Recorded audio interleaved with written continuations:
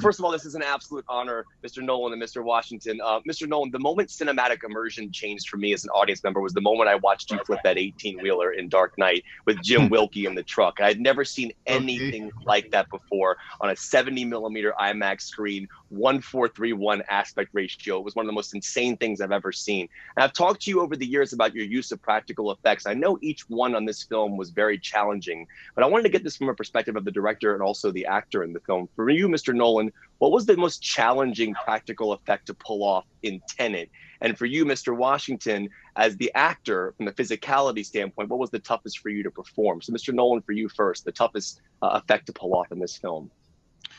Well, you were talking about the great Jim Wilkie flipping the truck in The Dark Knight. We try and give him a little more to do on every film. This time he was driving a 747. So we said to Jim, can you drive a 747? And can you drive it into that building? And so, yeah, doing the 747 crash was the biggest physical challenge. But we've done large-scale things like that with this great team, including Jim behind the wheel. And that gives you confidence that you can try and raise the game. You can try and put a bigger effect on screen than you've done before. But that was the big one for us. And for you, from a physicality standpoint?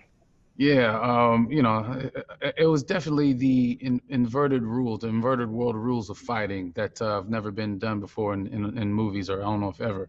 So that and my fear of heights. So it was jumping off of a tall story building in Mumbai that was the hardest. But just the day in and day out was the physicality, were the movements and the evading punches, forwards and backwards, the flipping and the snapping of the necks and everything. Doing that every which way was so much fun to discover, though. And I felt like we were, you know, with George Cottle and company, we were finding these moves together in a lot of ways. You know, we're on this new frontier of action sequences that were really cool to find and discover and sort of make up at times. And that was really fun. That was a lot of fun. It was incredible. Mr. Nolan, I've always loved the way that you use time as an immersive tool in your films. And for me, the scene I always look back at is Matthew McConaughey watching the 23 years of footage of his children growing up after being gone for a little less than 4 hours, and that emotional idea of time making that scene so much more emotional. I was interested in asking you, over the years, how your perception of time has changed while you've been a filmmaker in this business, and the idea of how you use time earlier in your films and how that affected the way you use it here in Tenet. Well, I mean, there's a lot to chew on in that question, but I mean, I think one of my fascinations with time, and one of the reasons I think it's an interesting element to explore in movies, is the way your perception of time changes throughout your life.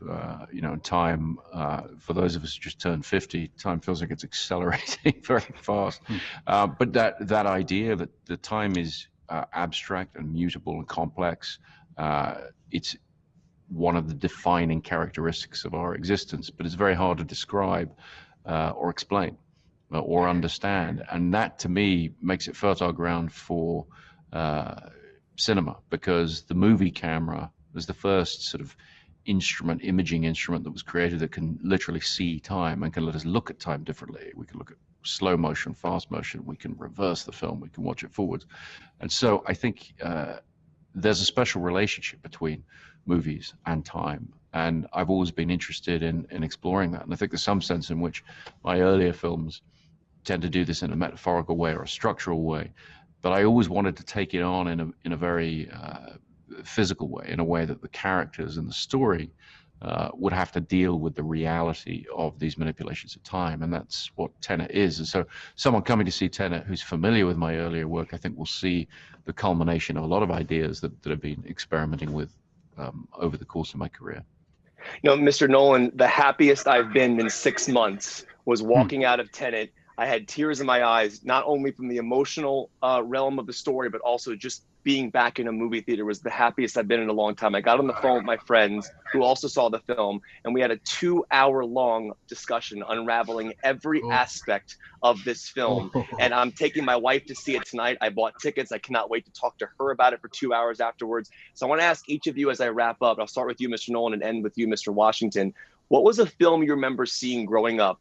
It could have been with your friends or a family that you walked out and you remember having like discussions, dissecting the meaning of it, the shots you experienced. Do you remember a film like that for each of you? Mr. Nolan, I'll start with you.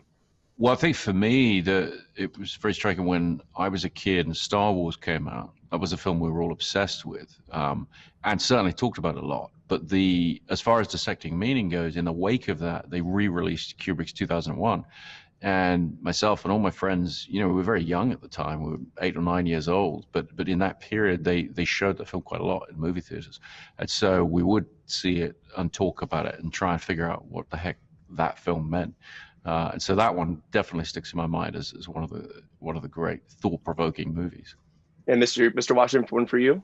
Well, I'm not just saying this because of present company, but surprise, surprise, Inception. I mean, we still discuss it amongst friends and family. So that's the one for me, just leaving the movie theater and similar feelings of after reading this script of just like, I thought I had it, then I didn't have it. Couldn't wait to get back to it and see it again type of deal. So it was definitely Inception for me.